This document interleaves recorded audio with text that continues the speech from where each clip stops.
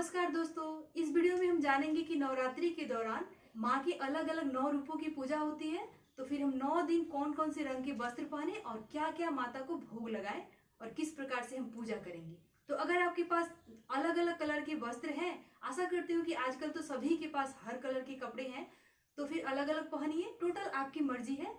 अगर आपके पास है तो आप इस तरह से पहनिए, नहीं तो सिर्फ लाल या पीले रंग का एक साड़ी हो या सूट हो, जो आपको पसंद है वो रखिए, वही पहन की पूजा कीजिए। माता आपकी पूजा अवश्य स्वीकार करेंगी।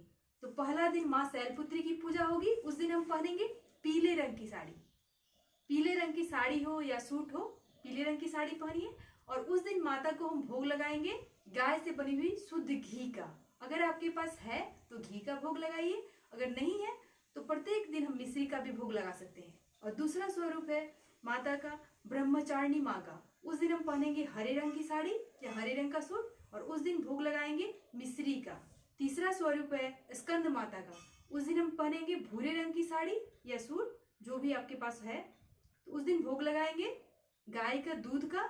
आप दूध का खोआ बना के चढ़ाइए या मिठाई हो, कुछ भी चढ़ा सकते हैं। चौथा स्वरूप है कुष्मांडा माता का। उस दिन हम पहनेंगे नारंगी रंग की साड़ी या सूट, जो भी हो, नारंगी रंग का पहनेंगे उस दिन, चौथे दिन। और भोग लगाएंगे माता को मालपुए का। पांचवा स्वरूप है स्कंद माता का। उस दिन हम पहनेंगे सफेद रंग की साड़ी। सफेद रंग हो या क्रीम कलर हो, मिलता जुलता हल्के रंग की साड़ी पहनेंगे। अगर सफेद रंग की साड़ी आपके पास नहीं है तो फिर पीले रंग का भी साड़ी पहन सकते हैं। तो स्कंद माता को पूजा करेंगे सफेद रंग की साड़ी पहनकर और भोग लगाएंगे केले का। छठा स्वरूप है कात्यायनी माता का। उस दिन हम पहनेंगे लाल रंग की साड़ी और भोग लगाएंगे माता को शहद का। सातवां स्वरूप है कालरात्रि माँ का, जो कि माता का सबसे भयावह रूप है। इस प्रकार से हम ब्लू कलर की साड़ी पहनेंगे उस दिन और भोग लगाएंगे गुड़ का। आठवां स्वरूप है माँ महागौरी का। उस दिन हम पहनेंगे गुलाबी रंग की साड़ी। साड़ी हो या सूट हो, जो आपके पास हो, उस दिन पहनेंगे गुलाबी रंग का और भोग लगाएंगे माता को नारियल का।